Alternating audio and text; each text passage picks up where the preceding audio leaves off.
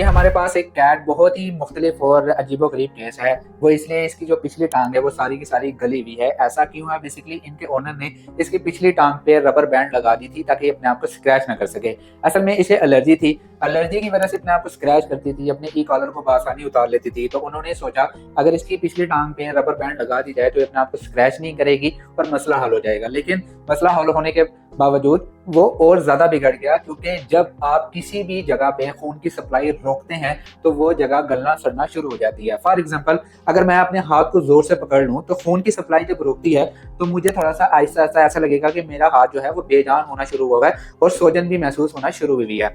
होता क्या है, जब हम कहीं पे भी जब ब्लड सप्लाई को रोकते हैं तो उसकी वजह से हमें पेन भी महसूस होता है, स्वेलिंग भी होती है, और वहां पे जब ब्लड सर्कुलेशन नहीं होगी तो वो जगह गलना सड़ना शुरू हो जाएगी। जब खून की सप्लाई रुक जाती है तो इस कंडीशन को हम इस्कीमिया कहते हैं।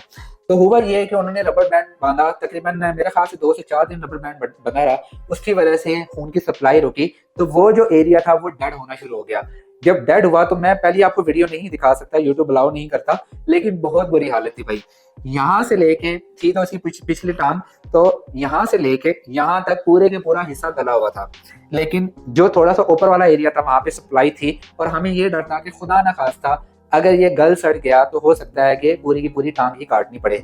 लेकिन अल्लाह का शुक्र है कि ब्लड सप्लाई थी। हमने कुछ इंजेक्शन लगाए, उसको मेंटेन करने की कोशिश की, ऊपर से सारी की सारी स्किन उतार दी। स्किन उतारने के बाद जितना भी डेड एरिया था उसको खत्म कर दिया। लेकिन अब तक जो इसके नाखून वाला एरिया है वो अभी भी समझने के रिस्क पर ही है। हो सकता है कि ठीक हो सकता है ना हो, लेकिन पहले से इसकी मूवमेंट बहुत बेहतर है। इसकी जो एलर्जी थी वो भी बहुत बेहतर है, क्योंकि हो सकता है इसकी डाइट प्रॉपर नहीं थी, हो सकता है कि कोई और इशू था।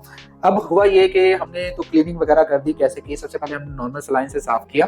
नॉर्मल सलाइन से साफ करने के बाद डेड एरिया सारी चीजें क्लीन कर ली। एंटीबैक्टीरियल क्रीम पे रख सकते हैं, जैसे फ्यूसिडिक है, आप पोलीफ्लेक्स है, माइसिट्रासिन वगैरह लगा सकते हैं। लेकिन हमने इसको क्लोरहेक्सिडिन सॉल्यूशन पे रखा हुआ है, वो सबसे ज्यादा सेफ होता है। एंटीबायोटिक्स वगैरह लगाते हैं। मैंने इसको कॉम्बिनेशन एंटीबायोटिक लगाया था अमोक्सिसिलिन के साथ। हमने सेफ्रोटेक्सिन इस्तेमाल किया है और डेली बेसिस पे इसको हम बेसिकली पेन किलर्स भी लगा रहे हैं।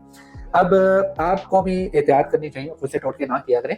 अगर खुदा ना खास्ता इस तरह की कोई कंडीशन होती है तो ई कॉलर मस्ट है, थोड़ा सा टाइटली लगा रहे हैं। अगर ई कॉलर अगर आप नॉर्मल तरीके से लगाते हैं और आपका पेट उतार देता है तो टेप लगा लिया करें। लाइक जब आप ई कॉलर लगाते हैं तो उसके जहाँ पे वो बंद होता है तो उसके साइडों पे भी ऊपर की तरफ टेप लगा लिया करें, वो कभी भी नहीं खुलेगा। और ई कॉलर जब आप लगाते हैं तो उसकी गर्दन में उंगली डाल के चेक करें कि एक उंगली जा रही है तो उसका गला जो है वो नहीं घुटेगा, उसको सांस लेने में कोई दिक्कत नहीं आएगी।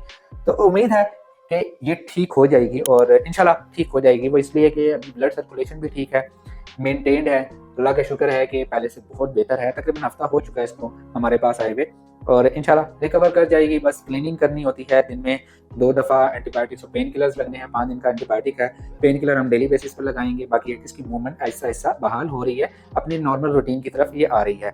और माशाल्लाह से कुछ कैट्स ऐसी होती हैं कि जो शुरू से ही खाना पीना नहीं छोड़ती, तो ये भी उनमें से एक है। इतनी दर्द और तकलीफ के बावजूद इसने खाना पीना नहीं छोड़ा। लेकिन हमने शुरू के अंदर इसका खाना पीना कम था तो हम इसको ड्रिप्स वगैरह लगाते रहते थे ताकि बॉडी मेंटेनेंस रहे, कोई इसको डिहाइड्रेशन ना हो, टेम्परेचर वगैरह डाउन ना हो।